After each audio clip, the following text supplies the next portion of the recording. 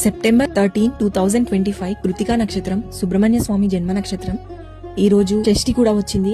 So ఎవరైతే సంతానం కోసం చూస్తున్నారో, అలాగే జాబ్ ప్రాబ్లమ్స్, ఫ్యామిలీ ప్రాబ్లమ్స్ ఉన్న వాళ్ళు ఈ డే ఏం చేయాలి అంటే షణ్ముఖ స్తోత్రం, సుబ్రహ్మణ్య అష్టకం ఈ రోజు 9 times పారాయణం చేయాలి. ఇంకా టెంపుల్లో జంటనాగులు ఉంటే పాలతో అభిషేకం చేయాలి. కొందరైతే 108 సార్లు జంటనాగుల చుట్టూ ప్రదక్షిణ చేస్తారు పిల్లలు పుట్టడానికి. అండ్ ఇలా చేయడంలో భక్తితో పాటు సైన్స్ కూడా ఉంది. ఇలా చేయడంకి ఫిట్నెస్ కి చాలా రిలేట్ ఉంటుంది. 108 times ప్రదక్షిణ అంటే చాలా ఎక్సర్సైజ్ చేసినట్టు. ఇంత ఎక్సర్సైజ్ వల్ల మనకు ఎండార్ఫిన్ అనే హార్మోన్ రిలీజ్ అవుతుంది. ఆ హార్మోన్ మన ఓవరీస్ ని స్టిమ్యులేట్ చేస్తాయి అండ్ పెల్విక్ ఏరియాకి బ్లడ్ సప్లై ఇంక్రీజ్ అవుతుంది. సో మోటివ్ భక్తి అనుకోండి అండ్ బిహైండ్ సైంటిఫిక్ రీజన్ అయినా కానీ 48 rounds చేసిన, ఫిజికల్ ఫిట్నెస్ మెయింటైన్ చేసిన, stress relief and all problems కి చెక్ పెట్టొచ్చు. సో నేను ఇదంతా ఎందుకు చెప్తున్నాను అంటే, పెద్దలు చెప్పిన ప్రతి మాటలో సైన్స్ ఉంటుంది అండ్ అలా ఎందుకు చెప్తారో అని తెలుసుకోవడం నా ఇంట్రెస్ట్. మీకు కూడా మంచి ఇన్ఫర్మేషన్ వస్తుంది అనిపించింది.